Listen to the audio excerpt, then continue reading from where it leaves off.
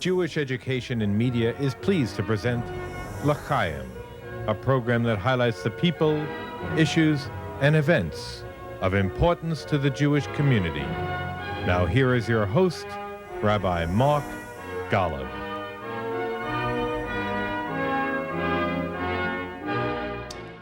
I'm Mark Golub, and most of us who are American Jews, who've lived our entire lives in the United States, have, for the most part, not worried about losing a child in war. But that is a real-life anxiety, a fear that grips the heart of virtually every Jewish mother and father living in the state of Israel.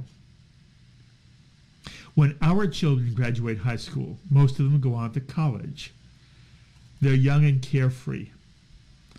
And we want them to go off to school to learn. In the classroom, of course, but even more so in their social milieu. And none of us worry about their physical safety.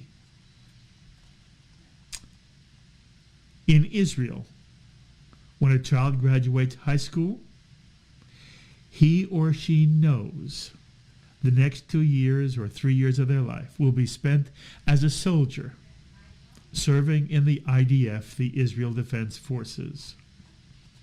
And after boot camp, the vast majority of these young people will see active duty, carrying weapons at all time, in harm's way, aware of an enemy that may confront them at any moment.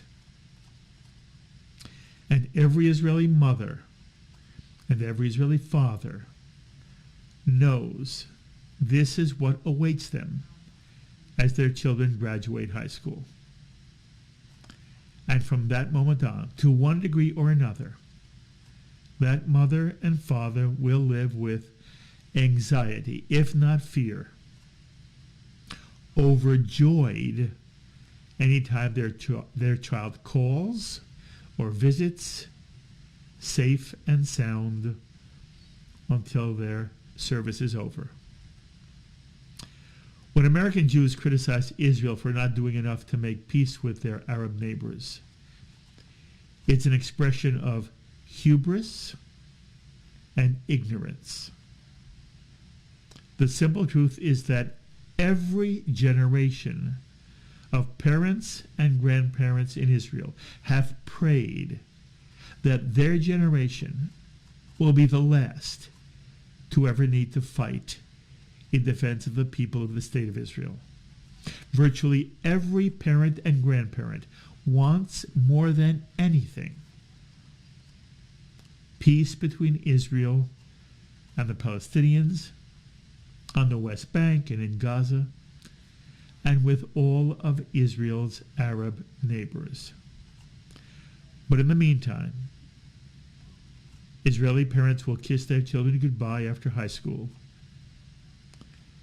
and endure the next 2 or 3 years until their children return in safety. And sometimes, tragically, they don't return. And the pain is beyond description and without end. And every now and then the pain goes even deeper and lasts still longer. If they are denied the human right to lay their child to rest, especially when the enemy refuses to return that child to his or her parents and family. That is a human outrage and a cruelty that is transcending. On this edition of L'Chaim, I have the honor of speaking with a remarkable mother who's had to live this nightmare for nearly 6 years. Her name is Leah Goldin, and her son Hadar was murdered by Hamas in Gaza nearly 6 years ago, in August of 2014. Hadar was 23 years old at the time, a lieutenant in the Givati Brigade, engaged to be married. And I use the word murdered because Hadar Goldin was the victim of a Hamas terrorist attack after a UN ceasefire between Hamas and Israel had gone into effect. To this day, Hamas refuses to return Hadar's body to his parents. And again, it is my honor to welcome to L'chaim and JBS Hadar's mother, Leah Goldin. Leah, thank you so much for giving us some time on JBS and on L'chaim. May I first ask, how are you doing? It's a very difficult question. How are you doing these days?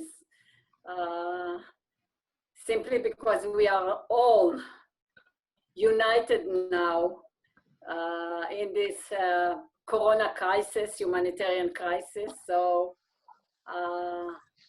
being held at home, closed at home, it's very away from your family, celebrating the Seder without your family. Yes. The whole notion of a family and the community is actually bad, very bad now. So this is what we are all sharing now. Now, on top of everything, we have our own burden and our commitment to bring Hadar from Gaza and give him decent burial. Yes. What we do as our Jewish boys. Leah, before we talk about Hadar's murder and the impossible time you've had to live with since then, I want to talk first about your son. I want to know who Hadar was, and I don't want to simply know who he was after high school. I want you to start at the beginning. First of all, does he have a twin? Do I understand that? Hadar has a twin brother, Hadar and Tzur. So they are our youngest children, Bnei Skunim. They were born by the end of the first Gulf War. Amazingly, I went to give birth with a mask, terrified by the Iraqi gas bombing. And actually, Hadar and Tzur were born on the Galil Heights. We had a nice family adventure for almost 5 years. We established a wonderful settlement in the Galil called the Shchar. And so they started their whole life at the nice air and view of the Galil mountains. That's very lovely. So you have 4 children altogether? Yeah, Ayelet is my older. Where is Ayelet in life? Ayelet is now 40 years old. She lives in the Ramat Golan, following our steps in a settlement called Natur. It's a place where religious and non-religious people share a community. Ayelet is working for Shomer Chadash, They help all those farmers to guard their fields from Bedouins and thieves. And she has 6 kids. Mazal Tov. Now that's Ayelet, and then who's next? Menachem, Chemi, his nickname is Chemi, and Chemi is a lawyer. He lives in Jerusalem. He has 2 kids. Tzur is 29 years old. He is now a student. Actually, after the war, he went back to the army because as officer, he had to serve another year. And so he started his studies late. And he's studying at the Hebrew University, laws and history. And now Your He's by children the have, end of, your children have done very well. yeah, he's amazing. So currently, he's at the Ramat Golan, helping, actually volunteering in a farm that is a very special place to young juveniles that they still have a chance. So they bring them there to work all the things they need for life in a farm. And it's so special that they end up by going to the army and actually going back to society without jail. Wonderful, wonderful. Your husband's name is what? Simcha. Simcha. Very nice. And where is your home from which you're speaking right now? Where are you located? Kfar Saba. We are in Kfar Saba. It's Ra'anana, Tel Aviv area. Yes. Originally, we were born in Haifa by the sea. And now we are in Kfar Saba for almost 25 years. Okay. You are a Sabra, yes? Yeah. I'm a Sabre, and Simcha is a Sabre. However, we both are second generation to Holocaust survivors from all around. Really? We feel that we present the Jewish history, you know, Yes. with our parents. Your grandparents were in the Shoah. Yeah. Were they in camps? No. My father, you're talking about my grandparents? My parents? Grandparents. Grandparents, they are from my father's side from Poland and my mother from Romania. Very nice. Okay. So I come back to the question. I want to know when you had your twins and now Hadar is growing up and he's 6 years old and 10 years old and 12 years old and bar mitzvah. What was Hadar like? It was amazing. I mean, you can see in all his pictures, his big smile. Actually, this what he did since he was born, since day one, smiling, but not just smiling from the outside, but smiling from the inside.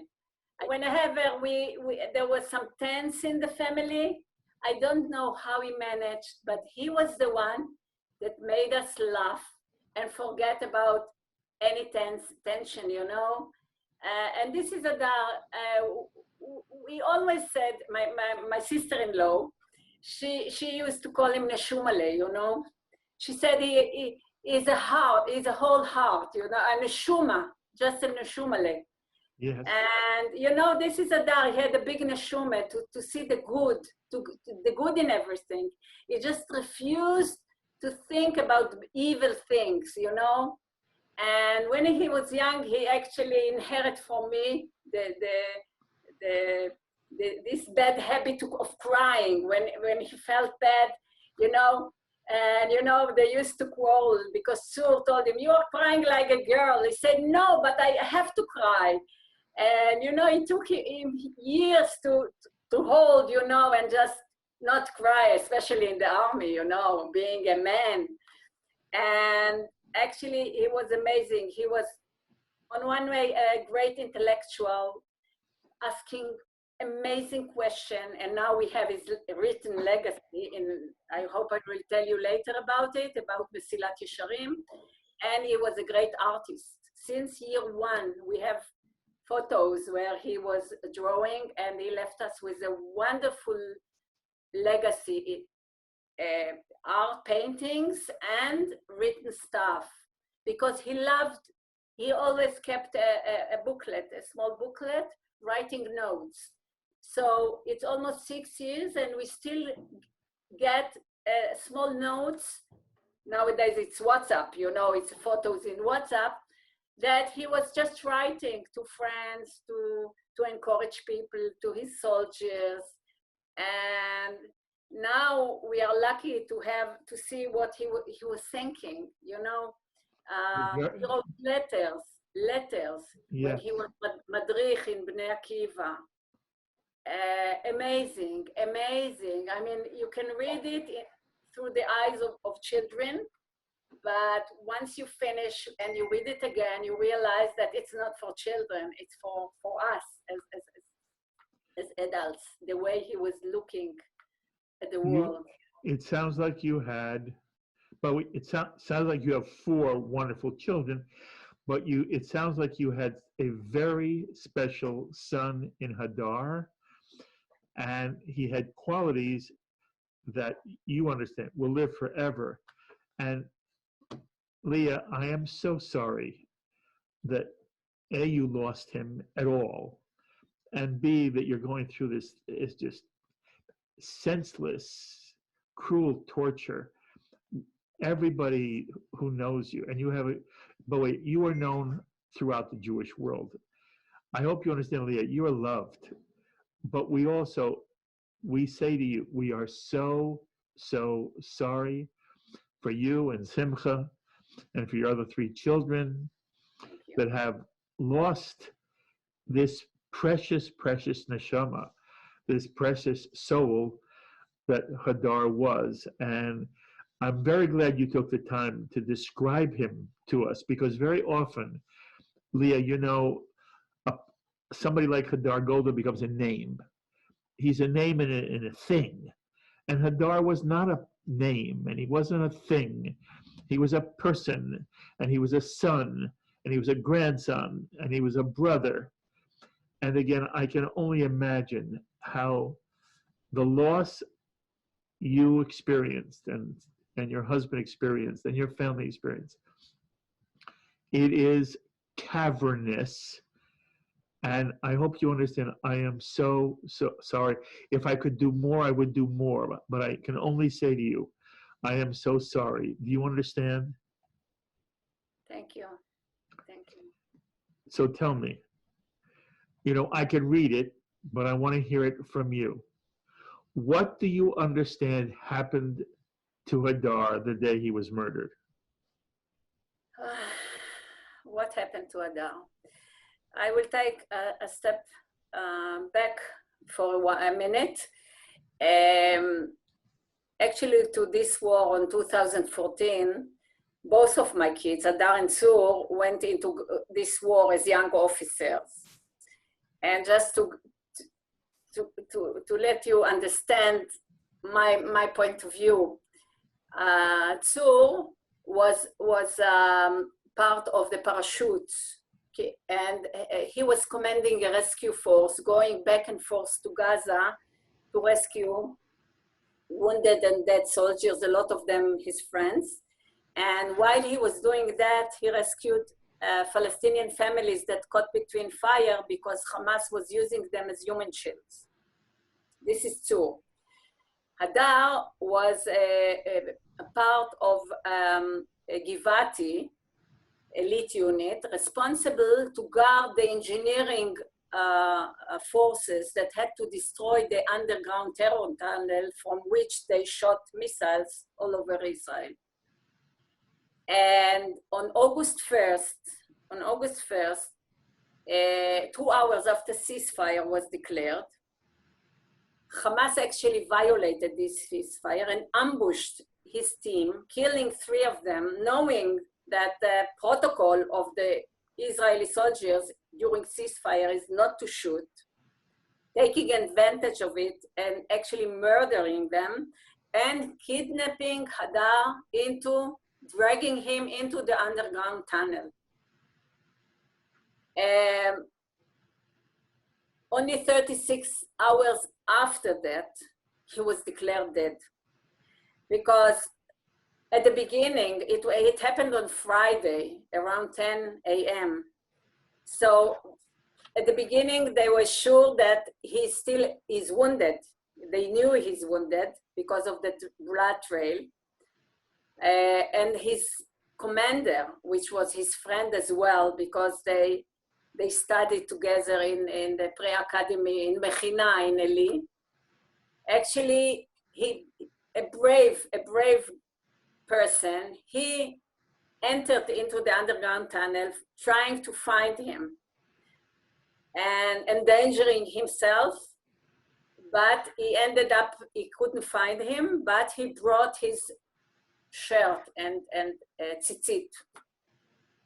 So actually this was used as evidence then to forensic analysis to decide that there is no chance that he is alive. So the IDF declared him dead on Motzei Shabbat. Okay, and again, I assume this is hard for you to describe, but it's important for us to understand.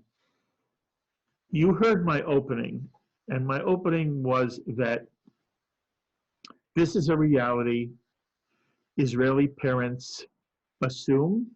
It's a responsibility they assume. They understand that this is the requirements of life in today's Israel, given the fact that the Palestinians and the Arab world simply will not agree to allow Israel to exist. And that you know that your children are going to be in harm's way when they're in the IDF. And I described in a way, who am I to describe? I tried to describe what a parent, the anxiety a parent feels and experiences when a child of theirs is in the IDF. You heard me describe that. Did you feel I described it accurately? Did you see yourself in it? Or would you describe the anxiety a parent lives with in general? Before we get to Hadar, the anxiety a parent lives with in general when their children are in active duty in the IDF? It's a good question, a very tough question, you know, because there are no words to describe it. It's abnormal. It's abnormal because you want to keep your child close to you, and you have to release because he's a grown-up, and you know, all our family, we have 5 officers. Simcha is an officer, a high-rank officer, and all my kids, including Ayelet. So it was clear to all of them that they join the army and do their best to defend Israel. And you know, when I try to change their mind, not to go to, you know, such dangerous units, they were laughing at me and say, no, this is our responsibility and this is what we have to do. And Simcha, most frequent words were, they are 18, and once they get 18, they choose their own way. I mean, this was like a rule in our house. No matter what I said, at the end, it was their choice. Okay, but it's so interesting to me, Leah. You are a mommy, you're an imma, and what you wanted to do was protect your children. You tried to convince your children to pick safer avenues of IDF service, is that right? Yeah, I wanted them to go to the medical units. I said, there are a lot of Israelis that can shoot, but you have your brains. Maybe you become a doctors and you assist, you know, because Simcha was a medic. And they were laughing at me, saying, no, Mom, we are going to the front. And they were, and at the end of the day, you know, everyone has to accept his kid's choice, you know. And for 3 years, I mean, it's not 3 years, it's 3 years per each child. Yeah, I understand. It's not sleeping. It's not, I mean, it's you know, just thinking, yeah, like Jewish mothers, you know, what can be wrong. And then Simcha tried, I mean, the only reasonable thing that used to make me give me some relief was the fact that the Israeli soldiers are very professional, you know? And, you know, discussions between other mothers usually came to the point, say, look, you can count on them. You can count on them. And, you know, during Operation Protective Edge, it was more crazy because, you know, we had missiles shooting at us. And, you know, there was one day that there were missiles, and lucky us, we had this Iron Dome that I was part of the developers of this project. And, you know, we had to run to a safe place, and there I get a telephone from, I think it was Hadar. Mama, are you okay? So he in the battlefield. Yes. Not in the battlefield, but about to enter because they went back and forth. Asking me if I'm okay. I said, no, I'm okay. How are you? You should worry about yourself, not about me. So the world is turned upside down, you know? Absolutely.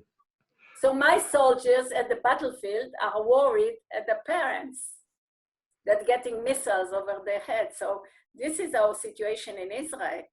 Now, I want you just to give you the full picture.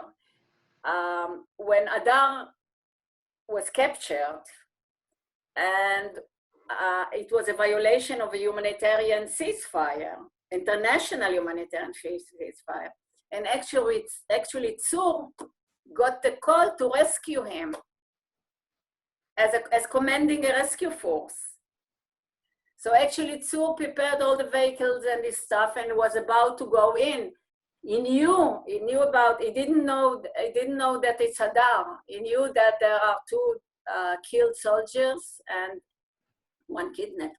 But by the time he organized his company at the headquarters, they realized that they have twins. And Bogi Ya'alon, the Minister of Defense, is Simcha's cousin.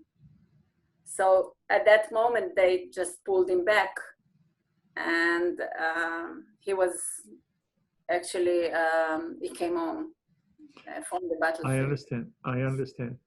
So, Leah, how do you learn what happened to your son? Who comes and tells you? Oh, there is a procedure in Israel. I call them משלחת מלאכים רעים, you know, בעברית. It's a delegation of bad angels, you know, מלאכים רעים. They knock on your door. And, you know, the door is usually open, so I didn't understand because Simcha went to the market on Friday to buy fish and, you know, the last things. And, you know, I said, come in. And then I had to go by myself. So there were like 3 or 4 people I don't remember. And I just tried to push them back, you know, it's like before they open the mouth, you know, it's bad news. So, and then I just was crying, who is that? Who? And they didn't know. So we ended up sitting on the couch, and they after they did some consulting, they just read it from a paper telling me that Hadar was captured. And now the Israeli forces are trying to find him and to bring him back. So at that time, you did not know he'd been murdered yet? No. For 36 hours, he was captured. They knew he was wounded, and the general atmosphere was that they will try to save him, because for them, a live soldier is very valuable for bargaining with the release of terrorists. So the general idea was that if he is wounded, they will do their best to save him. So until Motzei Shabbat, until Saturday night, we knew the Israelis are very active in trying to look for him. And now we know they did. After the war, we learned about it. but they couldn't find him. And they declared that there is no chance that he's alive, according to forensic evidence, blood and other measures. I understand. And then at what point do you understand Hamas is not going to return his body? So at that evening, we had a special visit. The ones that told us that he's not alive were the Minister of Defense himself, Bogi Ya'alon. There was the Chief Rabbi of the Israeli, the IDF, Rav Rafi Peretz, and there was the Chief of Human Resources, Orna Barbevai, which are now all politicians in the current Israeli politics. And the feeling or the atmosphere was that they are going to bring him back tomorrow, because the whole Israeli army is in Gaza, and they will find him. I mean, this is what they explained to us, and this is what we wanted to believe. I think that only after a year, that we realized that something is wrong. Something is wrong, because everyone is treating him as halal, as dead.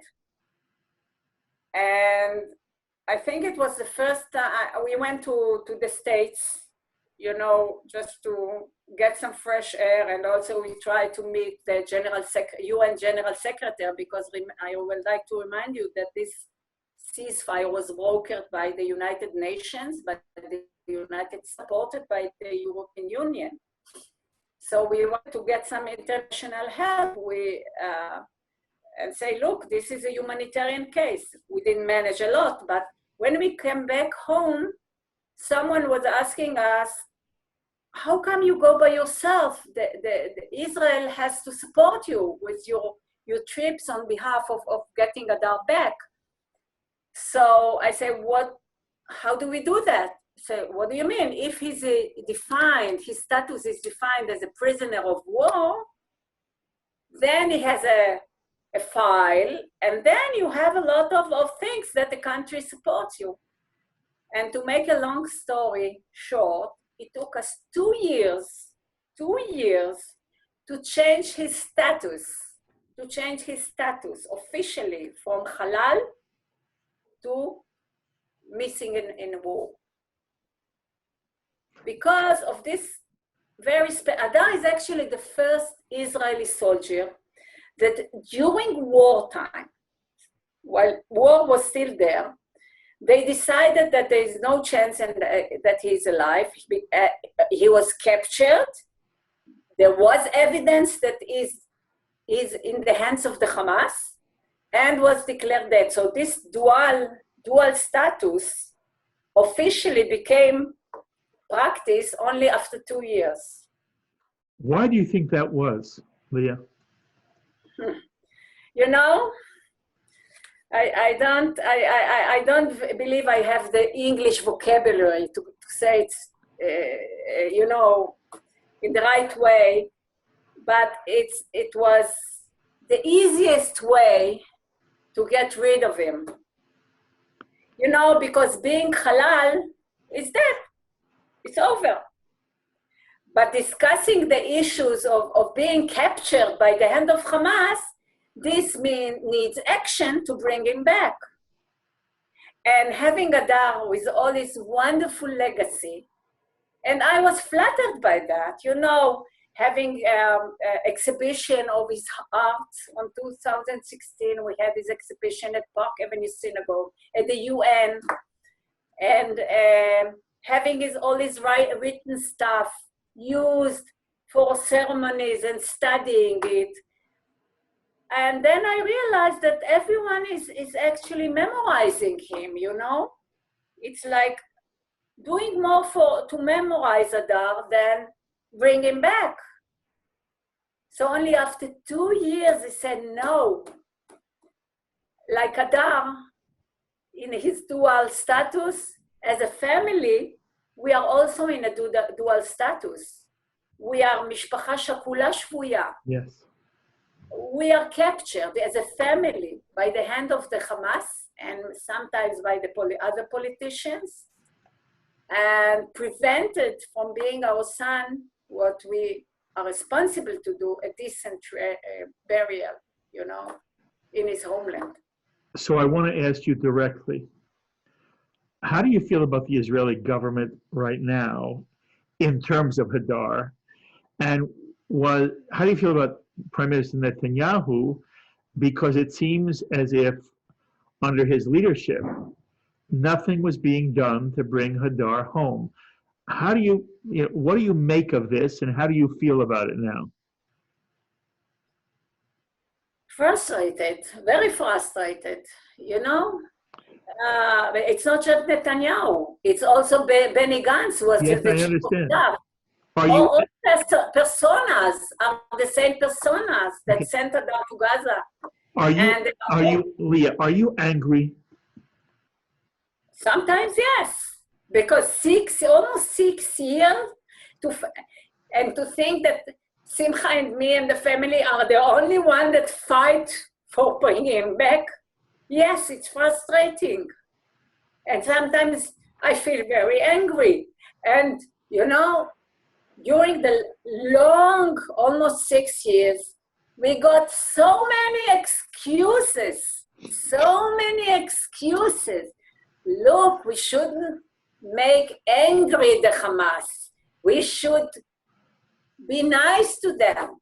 But how come you provide our enemy with so much humanitarian aid and do not even request to return Hadar? You know. They did not request, they didn't even request it? No. The answer was, in Hebrew they say lo kashur. In English you would say out of scope. I'm sorry, what? You would say what? Out of scope. Because there is a humanitarian channel and there is a bringing Hadar home with some prisoners exchange, which will probably bring terror to our streets. And the more humanitarian aid went to Gaza, it was more frustrating because, you know, we felt that bringing our son to decent burial is, first of all, it's the basic Jewish value, chesed shel emet. Chesed shel emet. This is the first thing. Of course.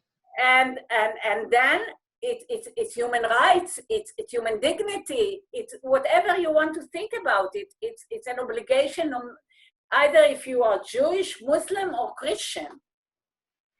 So this was very frustrating, and you know, I don't want to get into it, but with all the political situation here, inside Israel and outside Israel, we didn't get any answers, any clear answers. But you know, both Simcha and I are stubborn, as being second generation Holocaust survivors. We do not give up very easily. And we want a response, and a good one. So we didn't manage a lot, but when the new administration came in, we were lucky with our friends from the States to meet Nikki Haley, your ambassador to the UN. And her husband is a soldier, an officer. And when we met her, she said, "This is unacceptable." I mean, we, as being the one that initiated this ceasefire, the Americans and the UN should take responsibility to return your son. And actually, this is what we kept saying. And Tzur, Hadar twin brother, after a year, whenever we asked around how will you bring back Hadar, and the Israeli slogan was Ma mechir, what would be the price? It's like a PR slogan, like everyone get nervous about it, and it's always used to finish the discussion, I understand. So, Has Hamas said anything about what price they want for your son's body? No. Hamas said nothing for a long until now, because also for evidence they demand release of terrorists. So Tzur actually said, Mom, yes, there is a price to bring Hadar home, but we have to flip the equation. Instead of having the Hamas kidnapping our soldiers and declaring the price for the release of, using them as a bargain chip to release terrorists, it's time that we, Israel and the Western world, declare a price for the Hamas for capturing our soldiers and from preventing us to bury them. So we have to turn the fact that they keep the soldiers as an asset, to turn it from an asset to a liability. Yes, I understand. Those wording, להפוך את החיילים מנכס לנטל. It's very nice in Hebrew, to say. And we were lucky, with the help of Nikki Haley. She said we should have a special Security Council meeting discussing your case. And by the time we managed to get it, which was a long way, political way, it was on December 2017. We had a special Security Council discussing missing person in Gaza, because not just Hadar is kept there, also another Israeli soldier, Oren Shaul, that his incident happened 2 weeks before Hadar, but only after they learned about capturing Hadar, they also found that he was also captured and he was declared dead.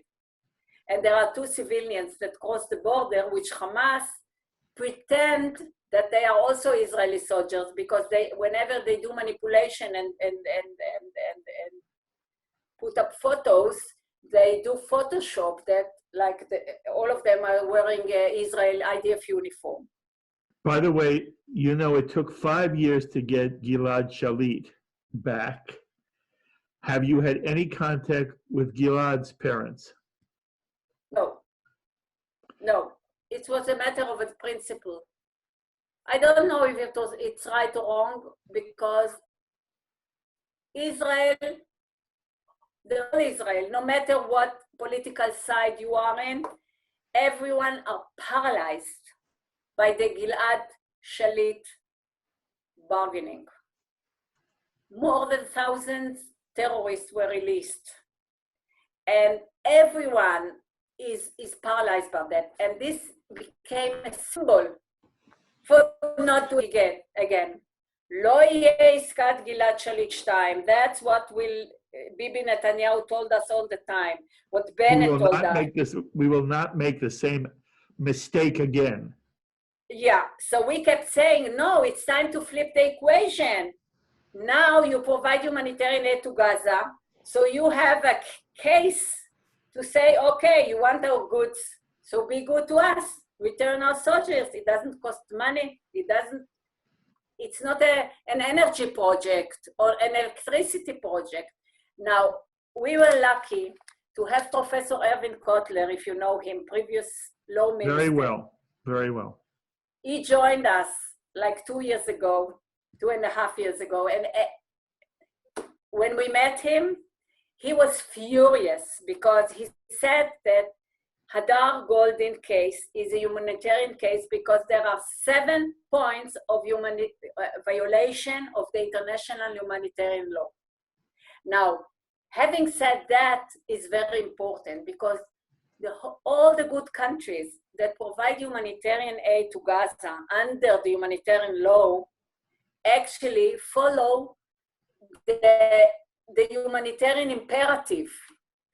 But humanitarian law, Erwin Kotler actually built a case at the Security Council we had at the UN, organized by the Americans. He said, the ones that provide humanitarian aid actually are responsible to check that those that get this help complete the principles of the law, and have to combat impunity. So actually it's the responsibility of the humanitarian aid providers to help and bring our sons home. I understand. Having said that, it was a milestone, you know, because last June, there was, and we learned about it only after. There was a UN Security Council resolution 2474 initiated by the Kuwait about missing persons, which says that no matter in the world where there is an armed conflict, when agreements are initiated after the conflict, the countries, the UN members and state members that initiate those agreements, either commercial, either ceasefire or peace building process, they are responsible to bring the missing persons and the dead and to return them.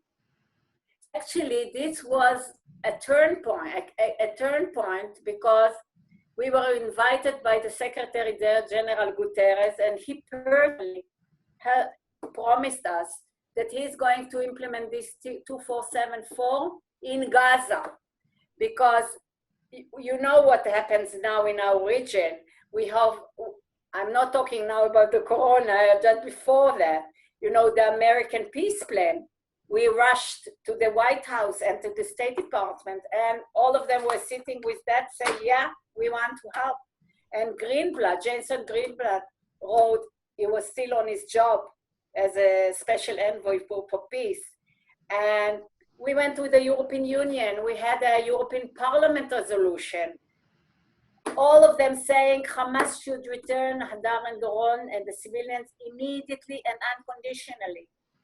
And it is according to this humanitarian law that those good countries can withhold the support until they rectify this injustice.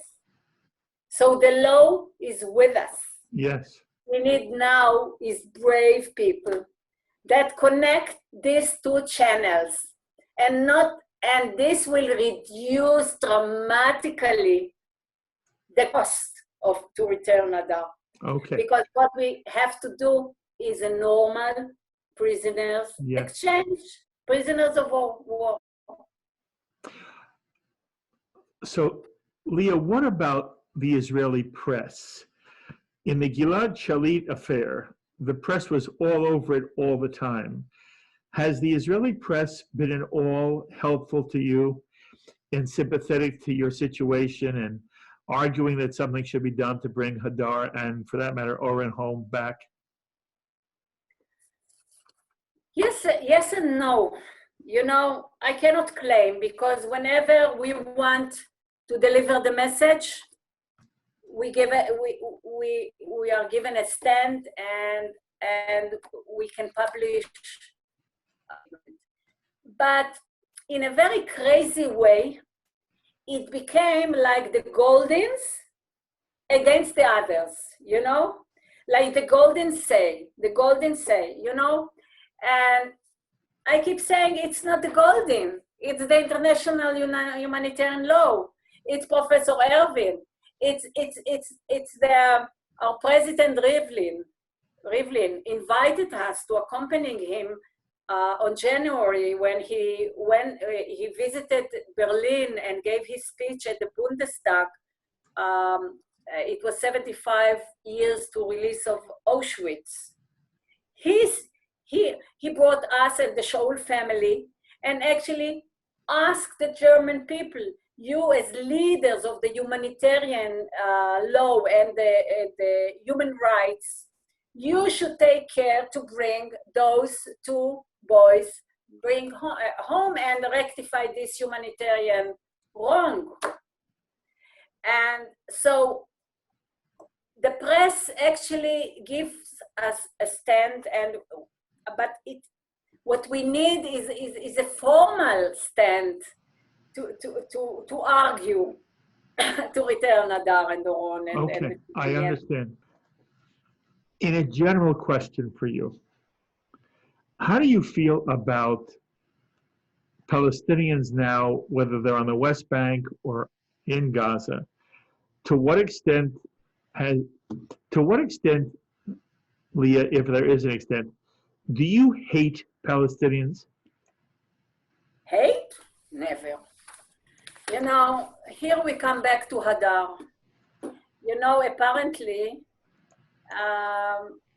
we were educated by Holocaust survivors, and, you know, we educated our kids, and hatred is not on our agenda in any way. You know, we can argue, we can not agree, we can fight. הבא להורגך השכם להורגו. You know, we have to know who our enemies, and to say I hate Palestinians, never. You know, my mother used to say she came after the war, you know, with only her clothes. So whenever we had another war in Israel, she used to claim and say, Moshe Rabbeinu was traveling the desert for 40 years, and this is the best place he could find. You know, this is how she used to claim. And, you know, a couple of years ago, I told a Christian evangelist, you know, how my mother used to say that. So she looked at me and say, your mother, your country is very bad. The place, Moshe chose very well. It's a very nice place. But you have a little problems with your neighbors that you have to solve. And this is how we treat it. We have problems with our neighbors that we have to solve. Now, with the people that are acting according to our values, I have no problems. To those people that now violate our values, I cannot stand it.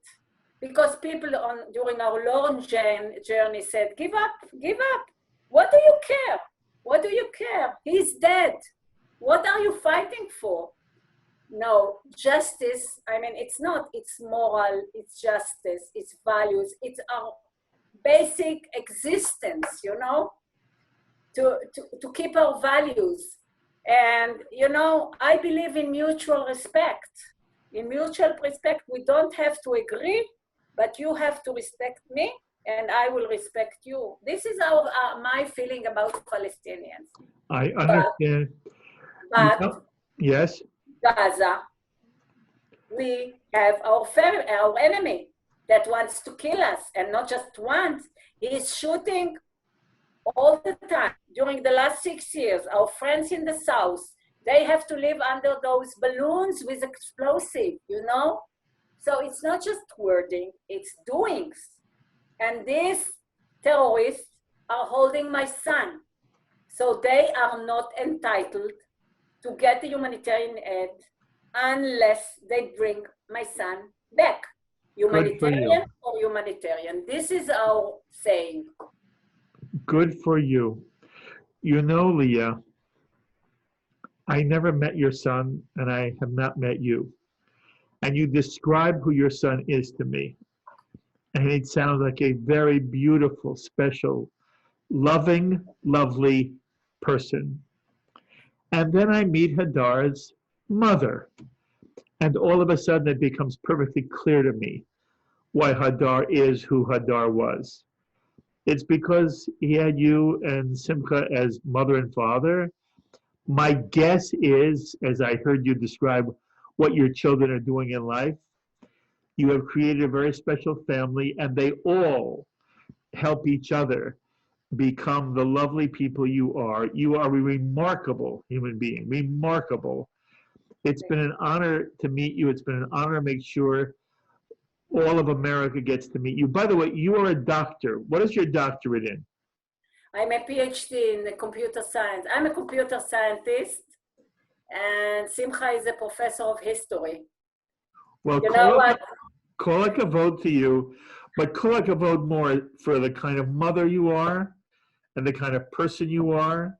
Thank you. I hope that the international community, I hope the new government in Israel, I hope the American administration, I hope who's ever in the UN, make the point that is so simple that you've made. This is a human rights violation, and the entire international community, let alone Israel, should be up in arms about this. You should have the right to have your son returned to you, and for there to be the proper closure in a Jewish way. The same thing is true for Oren. And all I can say to you is we will follow this story. I don't know that we can do anything, but letting your story out, making sure people know of Hadar and of your work can maybe be a little bit of a help. In the meantime, I cannot thank you enough, sweetheart, for taking the time and being so open with me and patient with me and telling me this story.